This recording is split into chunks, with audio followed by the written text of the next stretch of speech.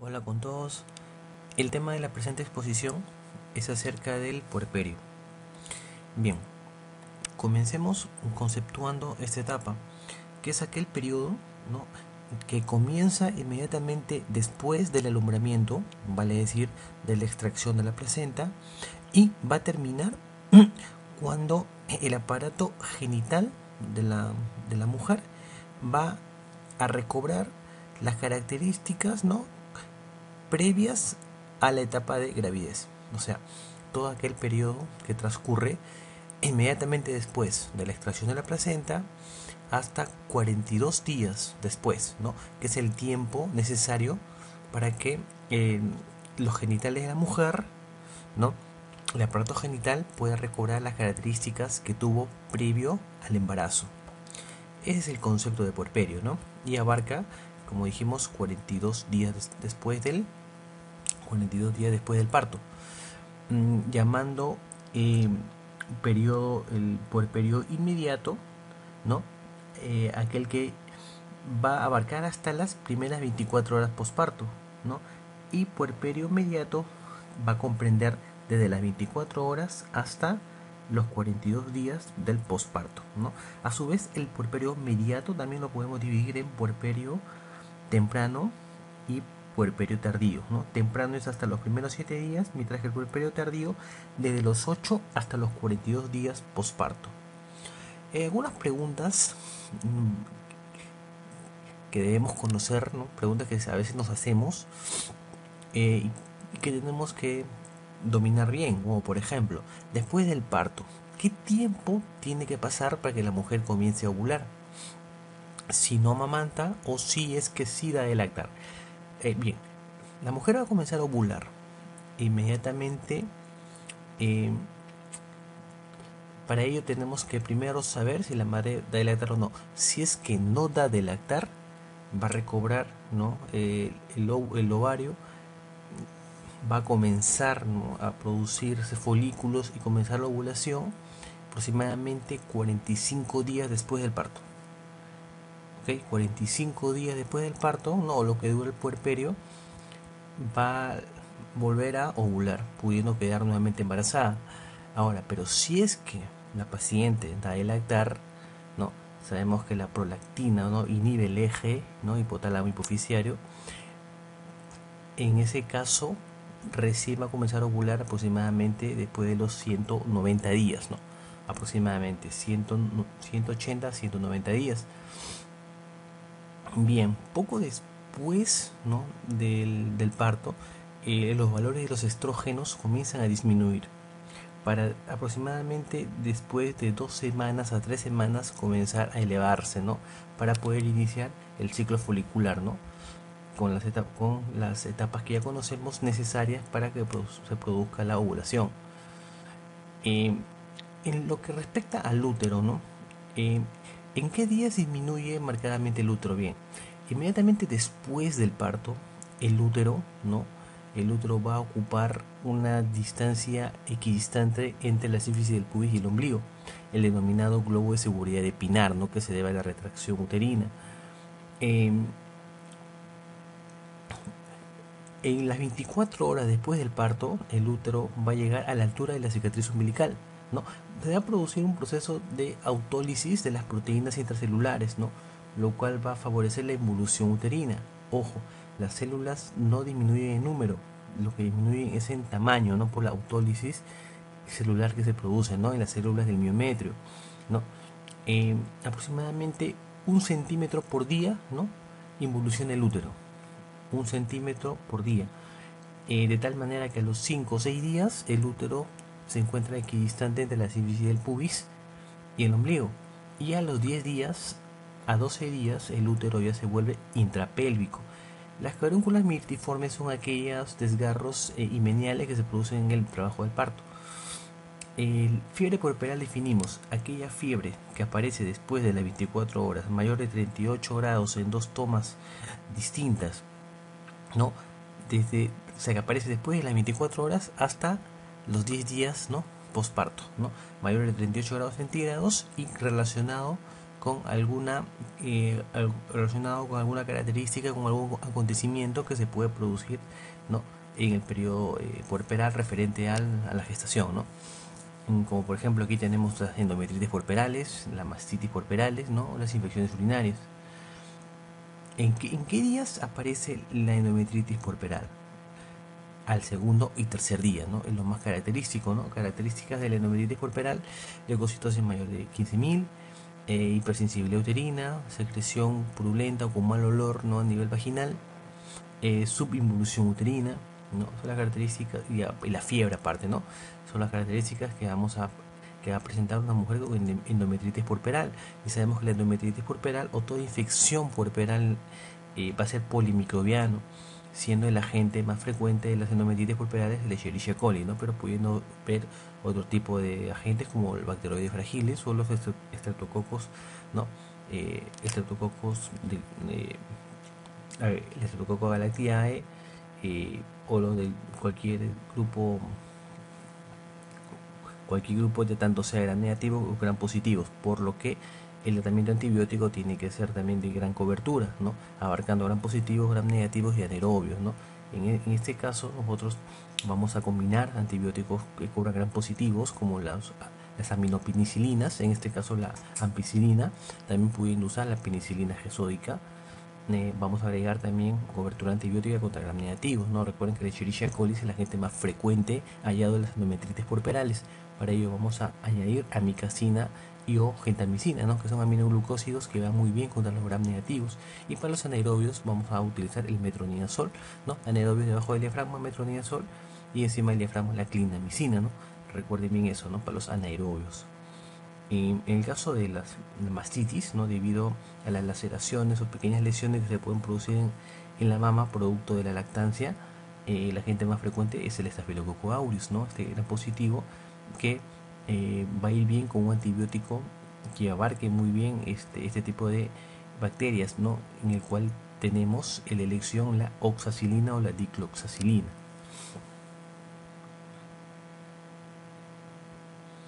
Bien.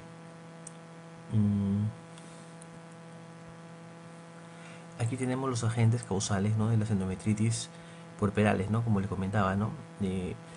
Es polimicrobiano, en frecuencia el Escherichia coli, Bacteroides fragilis, Streptococcus pyogenes, Clostridium perfringens, Staphylococcus aureus, Gardnerella vaginalis y Mycoplasma, ¿no? Acá tenemos que dar una gran cobertura antibiótica, los que ya les mencioné, ¿no? Algunos factores asociados.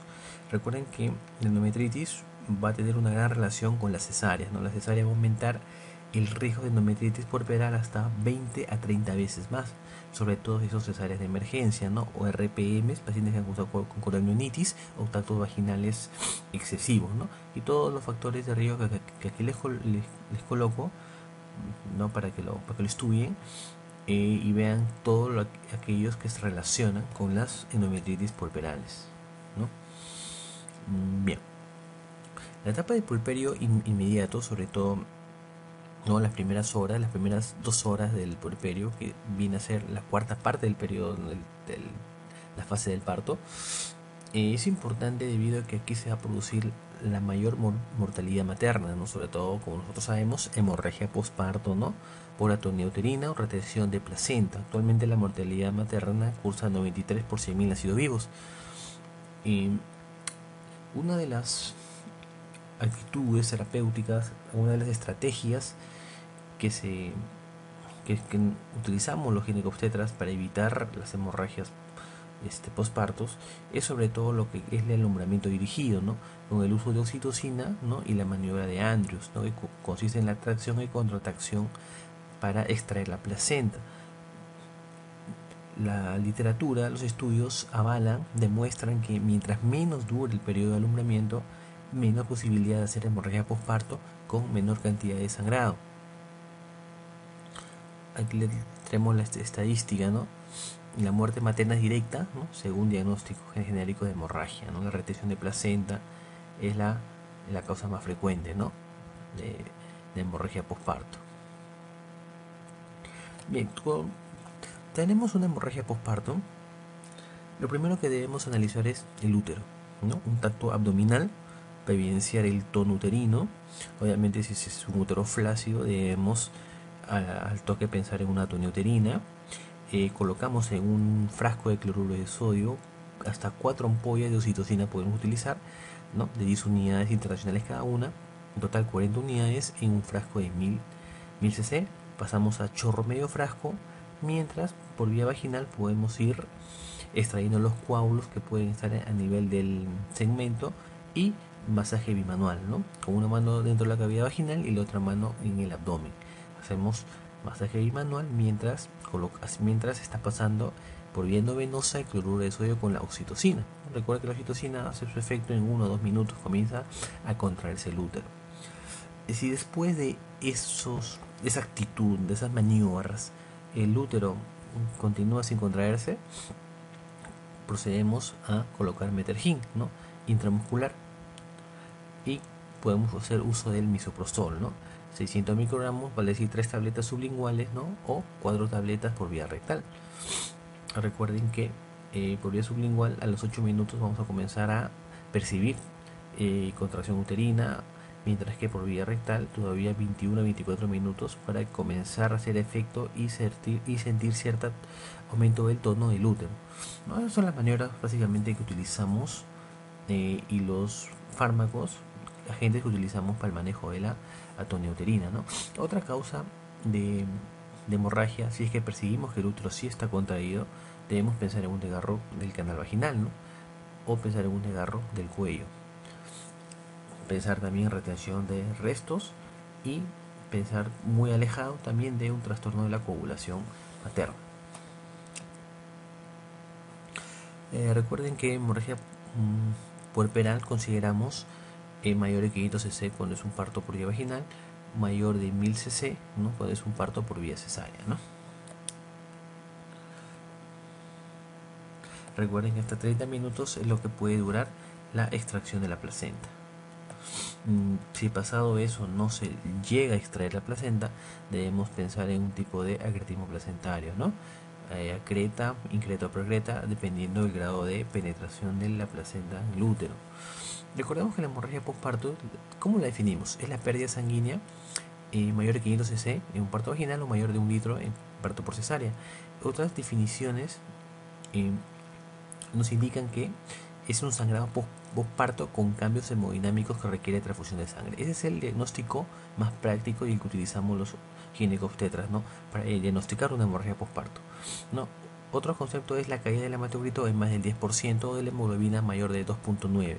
Sin embargo, no a todas las gestantes les hacemos un hematocrito previo al parto, por lo cual es difícil saber la caída del hematocrito ha sido mayor del 10%, ¿no? O pérdida de sangre mayor al 1% del peso corporal. El sangrado postparto con cambios hemodinámicos es lo que más nos ayuda en el momento del manejo de la hemorragia postparto y saber cuándo transfundir sangre, ¿no? Bien, aquí lo que les mencionaba, ¿no? Lo que hacemos los ginecobstetras para manejar las hemorragias puerperales, ¿no? La atonia uterina, como les mencioné, ¿no? El uso de oxitocina, Metergin o ergometrina, el uso de misoprostol. Podemos utilizar también una sonda Foley, pero esos son maniobras, son recursos que no son perennes, sino se deben utilizar hasta llevar a un centro de referencia donde se puede hacer un mejor manejo, ¿no? Como por ejemplo los puntos, las suturas de B de Lynch, inclusive pudiendo terminar en una histerectomía, ¿no?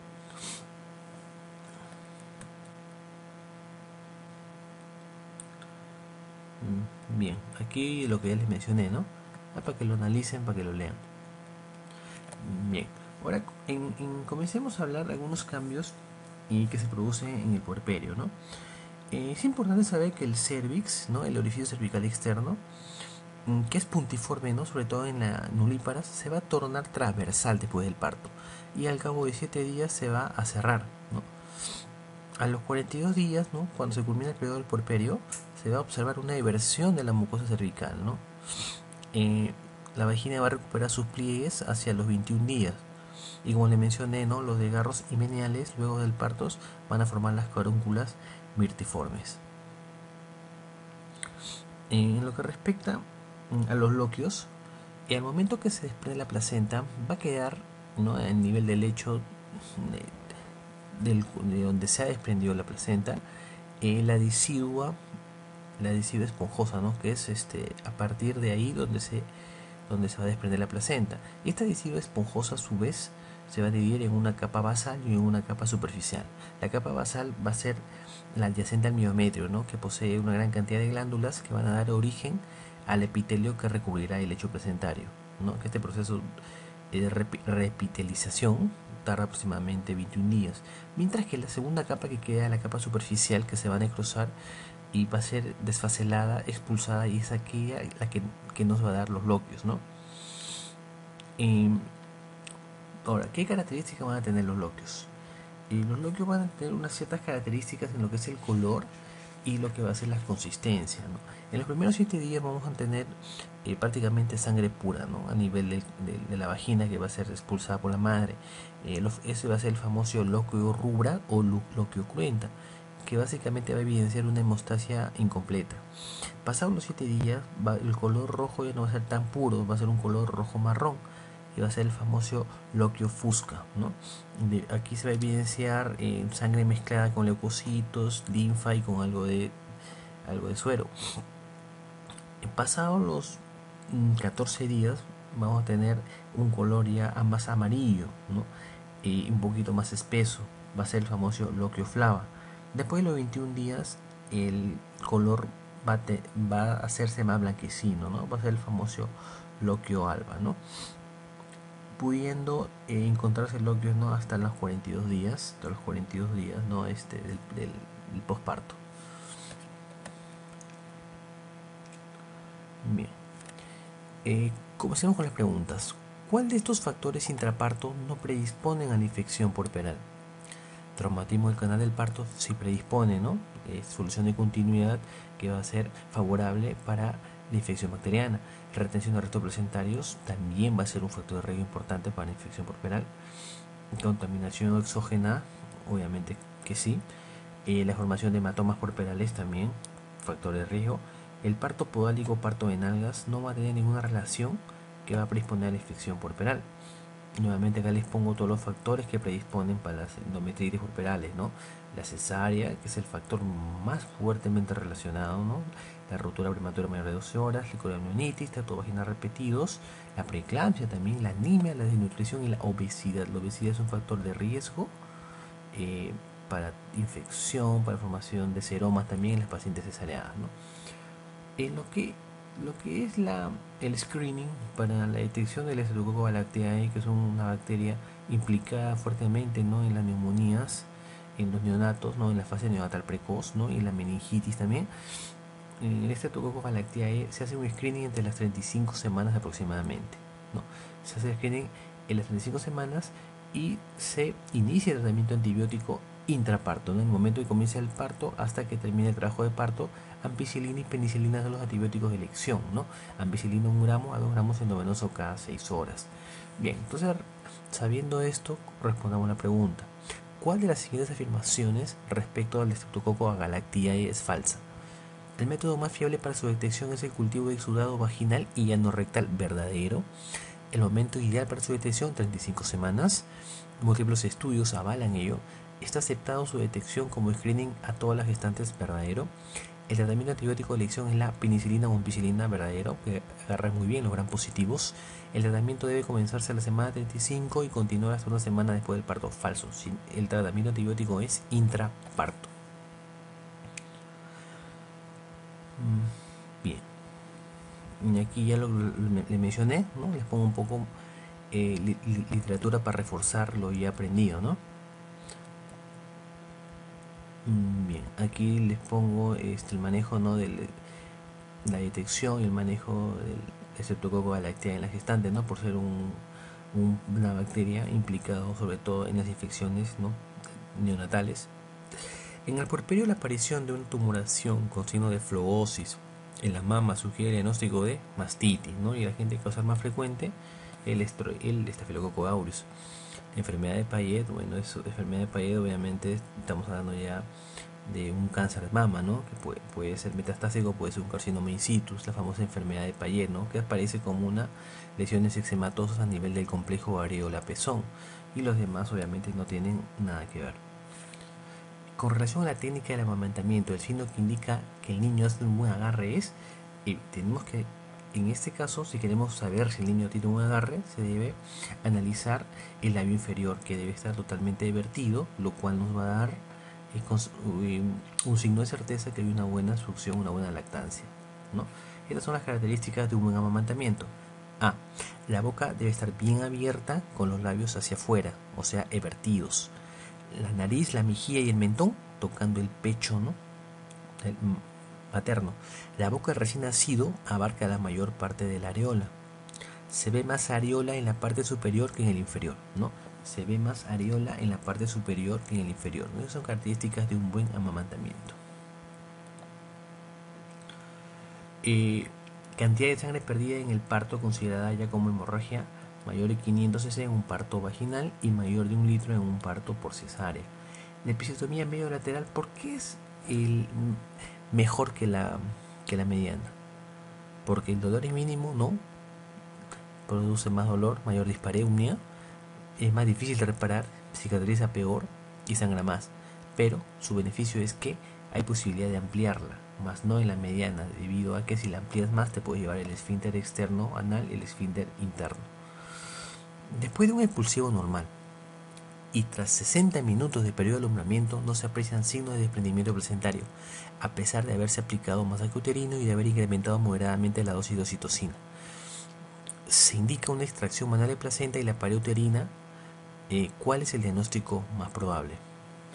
Obviamente estamos hablando de un acretismo placentario, ¿no? Acretismo placentario, sobre todo si el paciente tiene antecedentes a áreas anteriores, ¿no? Una placenta de inserción baja, paciente con antecedente de grado uterino, debemos pensar en un acretismo placentario, ¿no?